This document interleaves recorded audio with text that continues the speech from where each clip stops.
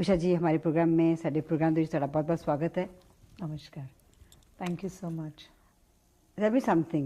There are a lot of things that intrigue me about you. Really? Okay. You were born in Bombay. Born and brought up in Bombay. By your language, you are a Madrasi. Yes. And you live in Calcutta. That's right. Now, this is a little confusing for me, and you sing Punjabi songs too. No, but it shouldn't be confusing because that's what Bharat is all about, isn't it? That's what India is all about. I'm sure everybody will agree that India is so diverse and yet so united in its diversity. So being born and brought up in Bombay and being a South Indian, fundamentally I'm a South Indian, right. Now living in Bengal, that truly is a representation of India, I think, today. I sing, yes, as you said, in Punjabi. I sing in lots of other languages too, Indian languages and foreign. I know the credit for making Asa Singh Mastana's famous song, Kali Teri Gut Te Paranda Tera Lalni. Aho. It's the most famous song of mine, and funnily enough, it was one of the trendsetters, I think. I was going to ask you about that because you, from our radio interview, I realized that you used to sing in a nightclub, and of course, Asa Singh Mastana's song is very famous in Punjab, but for the regular people who do not speak Punjabi and understand Punjabi, for them to enjoy the song, you made that song very popular within my limitations and within our horizon. It has become one of the most popular songs, and as I keep saying so often, I have to say thank you to this wonderful community and say thank you to Asa Singh Mastana, mainly because it's given me an opportunity. I mean, it was just another beautiful folk song, like so many folk songs of India, but this particular one, especially because we basically, I'm sure everybody knows that I'm completely a live artist. I love performing live, and so you don't have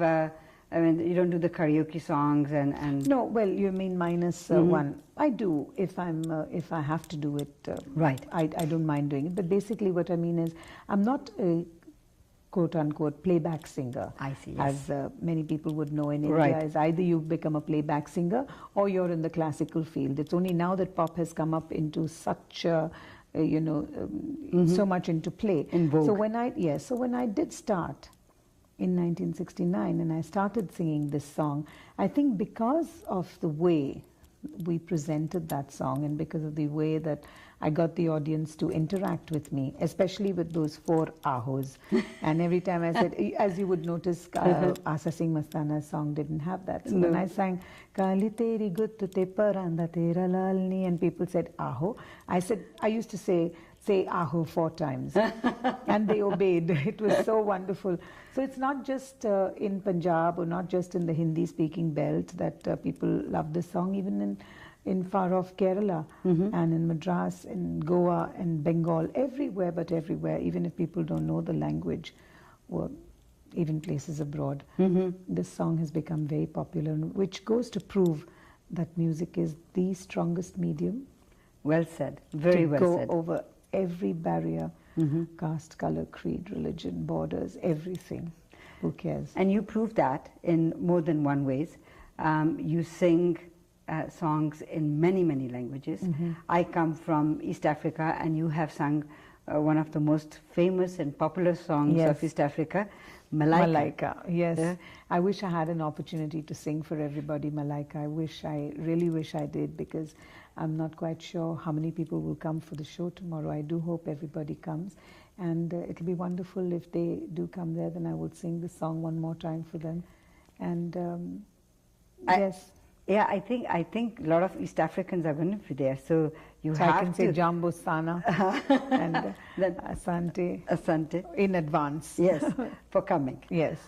Now, when you are, although I think for a singer or a musician, it is not very difficult, because they learn or they are interested in it, to learn other languages and the enunciation and pronunciation. No, actually, it is. Basically you've got to have a love for language. If you don't love language, then it becomes difficult. Besides having a love for language, I think you need a basic foundation. Like I keep saying, I was born in Bombay, which made English. As far as I'm concerned, English is an Indian language now. So English was the medium of teaching. Hindi is second language, by virtue of the fact that I was in Bombay, which is Maharashtra. Right. Marathi was the third language, and fourth language was French. So you speak French? Well, I sing French. You sing French? Yes. Can I bother you to say I'd love one to. line? Actually, in fact, I'm planning to sing this because this is the first time I have really seen what, after coming to Vancouver, it's the first time I've really seen what autumn leaves are all about. And one of the oldest standards in English, beautiful song sung by so many wonderful singers. I'm so glad that I ever sang it. First time I've really seen.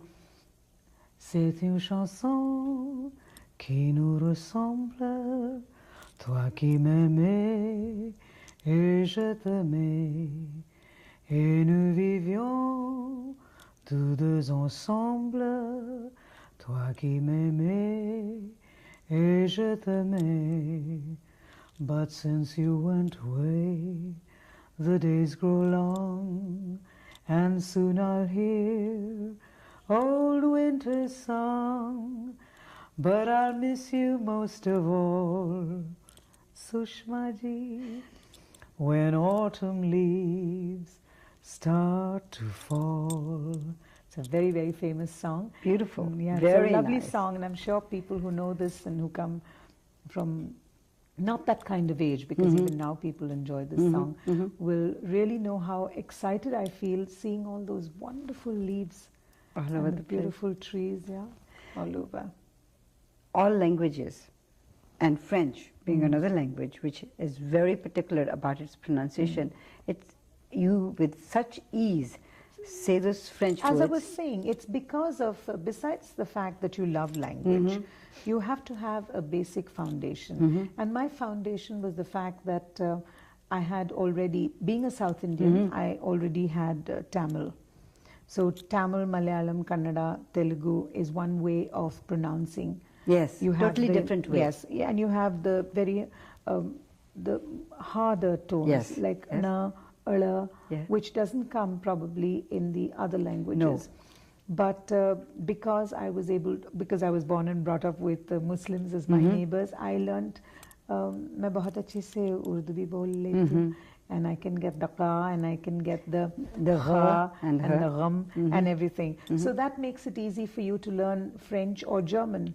Because of them being guttural languages. Yes, so you know, it's so amazing. In fact, I hope I get an opportunity someday to write a book on making language something that you can really love and get across. Well, it's a fact, and it's a scientific fact, that if you teach children many languages to the age of about, when they start speaking, to the age of about 5 or 6, and if they speak 4 or 5 languages, they can communicate. Yes, in fact, this is what I'm saying. It's so amazing because I never learned Tamil. Okay, it was just, I just heard a smattering of it at home, because being born and brought up in Bombay. Yeah, you wouldn't be speaking it. No, we just, and my father actually is a mixture of Kannada and Malayalam. Oh, I see. So it was a real conglomeration. I mean, you know, it could become like the Tower of Babel, where everything is just confused, or it could become something very beautiful. In my family, and in my case, it became something very beautiful. Well, I was just going to say that you're fortunate to be able to speak so many languages. I, to date, used to feel very, very proud that I can speak Punjabi and Hindi, and a little bit of English and Gujarati and Kiswahili. It's really exciting, isn't it? And I write everything. Whatever I write down in Roman script, in English. Really? And I have my own little codes underneath. Even if I was writing a Punjabi song, like say, for example, if I was saying, Thoda thoda hasna zarur chahide. Now the hasna, you see the way you said it. Now hasna, yes, and you know the thing is, I get by with my expression. Many people, like if I say, "Main koi avi cheez thodi hu," people really think that I know Punjabi and I'm a real Punjabi, like that, you know.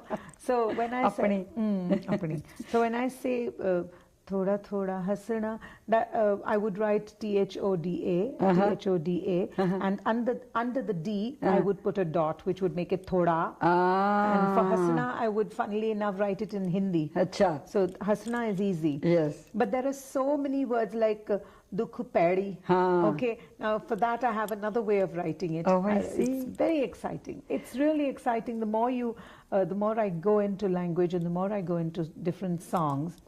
And it's so funny that I learned everything only because of my music. And because of songs. I see another profession for you right there, linguist. Right. Absolutely. Or being a teacher. If I wasn't a singer, I would have been a teacher. Teach languages. I've shown a lot of singers and a lot of people how to get ahead with communication through music and languages. Through music and through language. Now, what excites you when you are on the stage? What is it, as an artist, what is it that you look in your audience? It's you. Person sitting there? It's you. Yeah? It's the magic that you give me. It's the magic that you create for me. It's the magic that you would probably be able to convey to me straight away.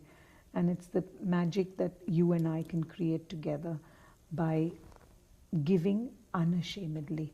My every relationship in life, in fact, my entire philosophy in life is first to give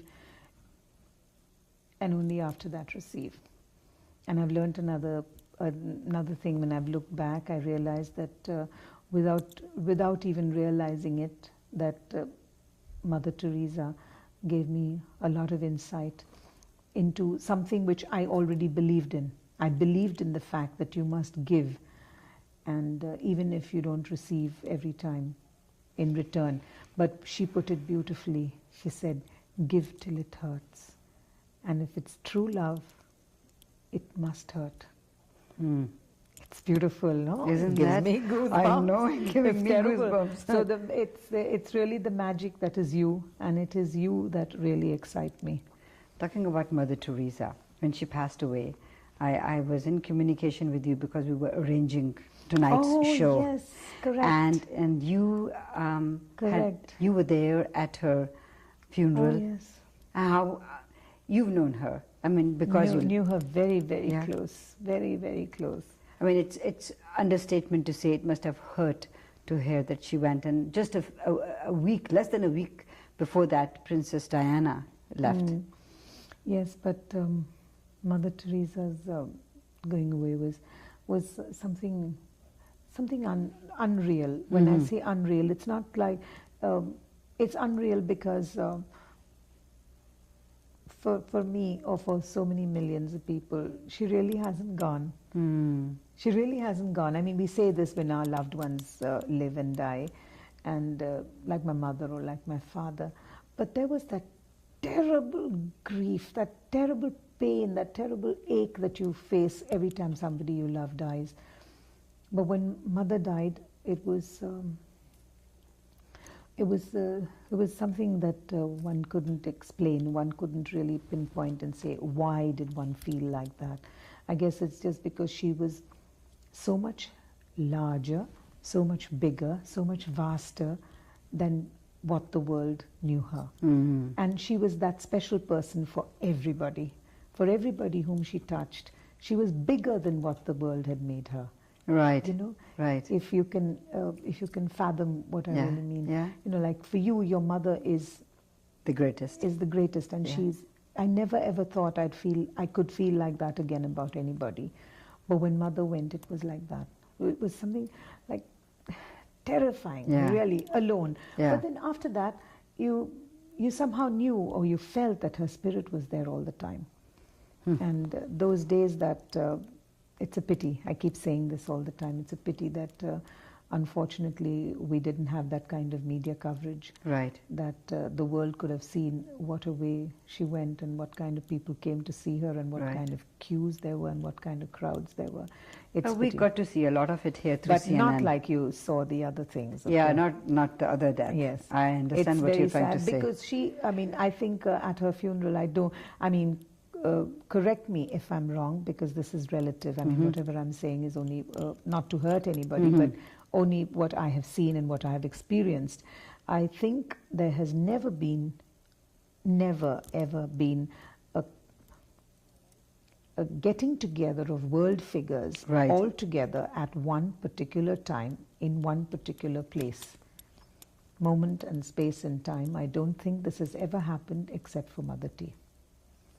So I think that kind of figure and that kind of monumental happening that happened, you know, all the entire world getting together to see this little lady, so little and so big, just going away. It was sad that that the world couldn't see all that happened, and the queues and she didn't have huge big bouquets or exquisitely wrapped up bouquets of flowers and things, and we'd just seen this beautiful funeral for Princess Diana.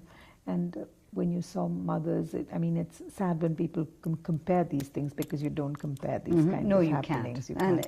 And it's not even comparable. There were kids, there were grown-ups, there were old people, there were poor people. Most of the people who didn't even have slippers to wear in the queues were standing with a single flower, which is all probably that they could afford. Just one little kamal ka phool jo mara hua pada tha, because they were waiting from morning to evening to put this little flower in front of her. So it was something else. I mean, mothers. You rendered a song. Yes, I did, in fact. Yeah. That was a lovely song, and was written by one of my musicians. The music was done by him, Emil Isaacs, who plays bass guitar also. And I wrote the lyrics for it. And it was just done on the spur of the moment. When I say spur of the moment, she passed away on the 5th. On the 6th morning, we were asked by Doordarshan whether I could come and sing a song. So I sang a song in Bengali. Khub bhalo gan chilo. And for all your Bengali viewers, I'd like to say that singing that song in Bengali was also exciting. I bet. They wanted, and they wanted me to do something in English. I bet. So I wrote this song. In both the languages? Yes. And I did one in Bengali and one in English. The English one is called The Poorest of the Poor. And yeah, it was lovely. I'm going to take you back away from that for a little while and take you to your childhood. Okay. I understand you come from a family that is music oriented. Yes, and you learned it through your childhood. So I guess music was in your ears all the time. Yes, music was in my ears, in my brains, in my heart, in my bloodstream. I guess because my parents loved music. My father and mother listened to anything from Beethoven to Mozart to Bhimsen Joshi to Yesudas to Bade Ghulam Ali Khan to Begum Akhtar. Wow. Now, I mean, what kind of broad foundation did I get? Yes, and of course, all this plus the fact that my two sisters sang beautifully. They were the original Sami sisters in India who did a duo, act. They were very good. And I guess one of my earliest inspirations is Radio Ceylon. I hope that Radio Rimjhim can be inspiration for a lot of youngsters today. I know Radio Ceylon played a great, great part in my music. Fantastic. Really. Which was your first hit? My first hit, actually first of all, my professional career was a complete mistake. Not mistake, sorry God. Not a mistake, an accident. An accident? Yes, it was never planned. No. Okay, because while I was in school, nobody ever thought that I could sing, except that I would probably sit in the class and hum. Yeah, and play the tabla on the table and sing a song or something like that. But that was as far as my music went. And when I did start singing, it was quite by chance.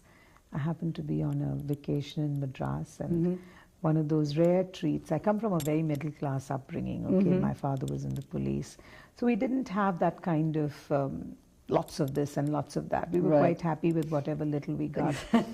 I'm sure you would know. Yes. And it's not like what kids have today. Oh no, spoiled brats that they are. So many clothes and so many 365 t-shirts and matching this and matching that and all sorts of things. Okay, we didn't have all those things, but we were very happy. So on one of those rare occasions when we went on a vacation to Madras, my aunt and uncle decided to take us for a treat, and we went to a restaurant called Nine Gems. Nine Gems, can you imagine? You remember that too? Of course, it was my first appearance, so to say. I went and sang. We went over there for dinner, and my aunt said, "There's a band, why don't you get up and sing?" So I said, okay. Just, it really happened like Just that. like that. And you just got up? I got up and I No sang. feeling nervous, no nothing? I got up and I sang a song called Fever. That was my first professional song, Wow. well, so-called professional song. And I sang for about, I noticed that people clapped after I sang. So I guess they liked it. They asked me to sing one more and I sang some more. I think I ended up singing for about maybe half an hour or something. Right. Then the owner came and said, would I sing for the entire week? Huh. So I said, love to. So I asked my parents and I asked my aunt and uncle whether it was okay. Yeah. And I sang for the whole week. At the end of the week, I got a nice Kanjivaram sari as a payment for that. And of course, lots of love, which you can't really balance. No, you can't. Then I got an offer to sing in a place called Savera Hotel in Madras itself. I went back to Bombay and sang in a place called Ritz Hotel. Right. From there, I got my first offer, Calcutta, which was the big thing. Right. And all the publicity and everything happened over there, really. But my biggest hit, well, not, I can't say biggest hit, I suppose recorded hit, if you want to say, I guess would be Jambalaya, which was my first disc. I have it. You do? Okay. Did you also sing a song called Black Dollar something? Greenback Dollar. Yeah. I don't believe it. I have it. Okay. So Greenback Dollar and Jambalaya was my first disc. There you go. I picked them up, and I think in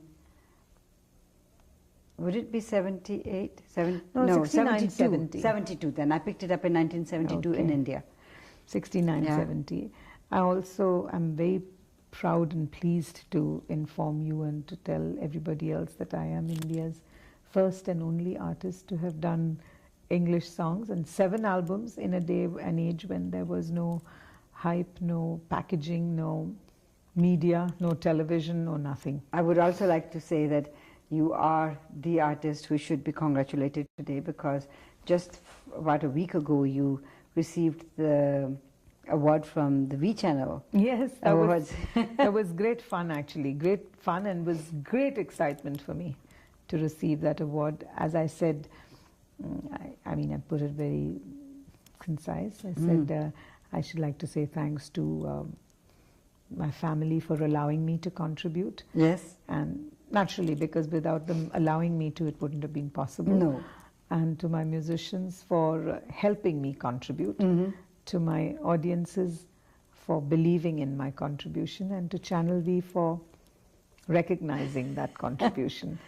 I did also say that I was sad that, not sad, hurt, I don't know what, that it took so many years. I mean, I've been around for 29 years, and at one time people just looked down and said, oh, she's a pop singer, as if it was infradig, you know, to be a pop singer. And today everybody wants to be a pop singer. Be a pop singer, right? So who has the last laugh? Yes, it's great actually. Lovely that Channel V decided to give the award to me, because, as I said, I think I deserve it. You certainly do, way more than that. There is one more thing which I think is our viewers would like to know. आपकी जो gang है, आपके musicians की, आप उनको army कहते हैं, army of 5 हैं, कैसे बहुत सालों से आपके साथ? बिल्कुल. Without being together, I feel this is my personal belief. I today have the courage to face my convictions. I've always believed that one must be together. I don't just mean be physically. Right. But sometimes it's not enough just to be only mentally. It has to be a happy amalgamation or a happy meeting of the both. So you have to jive with one another. No, I'm saying a balance of being together, proximity. There must be proximity and there must be mental tuning. Okay, and then I feel in any relationship, I'm not talking about musicians and me, in any relationship, if one or the other is not around, then somewhere kuch na kuch kam ho jata hai. I'm sure you would agree with me on that. I agree with you 100%. So with my musicians, it's been like that. And well, some of my musicians, one to be precise, Emil who plays bass guitar, has been with me, well, we've known each other for about 29 years. But we've been performing for like maybe 25 years professionally. And we have 2 more in the group who have spent It's funny to think about it. It's almost about 18 years now, Wow. probably.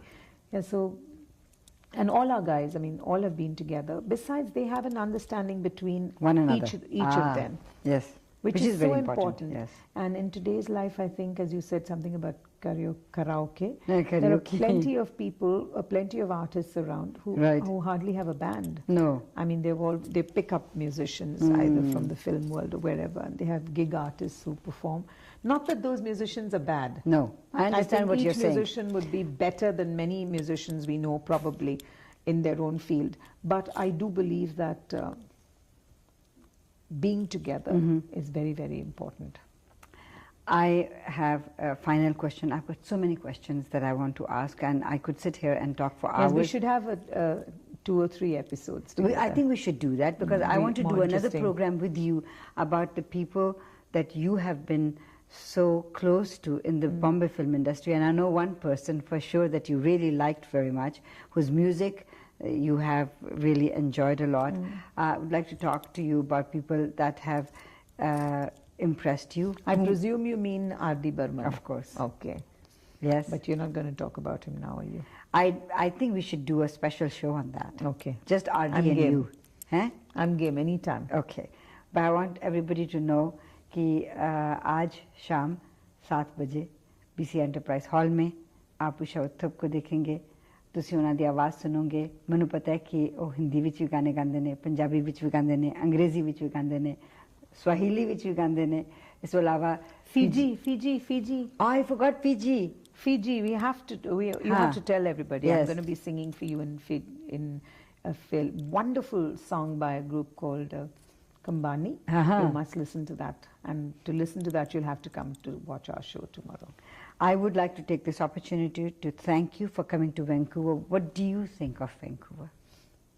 I think, as I've always said, it's not the place that make the people, but the people that make the place. Right, and so far, the people I've met have been absolutely wonderful. Have they been feeding you? कुछ खाना पीना तो आपको सब कुछ खिलाया मिल नहीं? गया है, लेकिन यहाँ की जो beauty है is unbelievable. It's so picturesque. And as I said in your radio interview, I have never seen trees with leaves that have so many beautiful colors. Really, God is something else.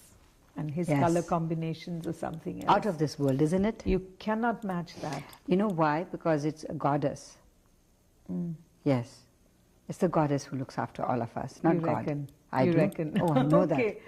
So you believe in that, do you? Of course I do. Yes. 100%. No, I do believe that women are Shakti. Of course. So why fight for more Shakti? We know it anyway. I know we know it. We just give credit दूसरों को यूं ही दे देते हैं. सानू पता है कि किसके पास ज़्यादा power है. But really, this is a wonderful topic to discuss some other time. I would love to. You must tell me, you really believe that God is a woman? Is a woman? Of course. I love that. I've never thought about it. Well, look at the beauty around you, right? And majority of men are colorblind. You think? Yeah.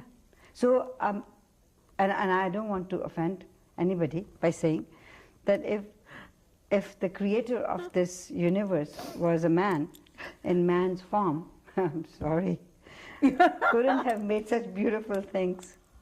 A woman is the creator, the nurturer. So you do believe that God is a woman? Of course I do. I have to change a lot of songs that I've been singing now. You have to. Especially the gender and the grammar. I have to change everything. You have to change from he to she? Yes. But doesn't matter because God is universal. Yes, so. God has no form, I think, but it has got more of a female nurturing power, and it's Shakti. Okay. Shakti, yes. 100%. Yes. Hana? Absolutely. I know that I'm going to be dancing till 1 o'clock tonight. And I know that you will be making people dance when you take that, is it called a tambourine? Tambourine. In your hand. You transform a room and it is electrifying. Thank you. I hope that electricity will go right through everybody.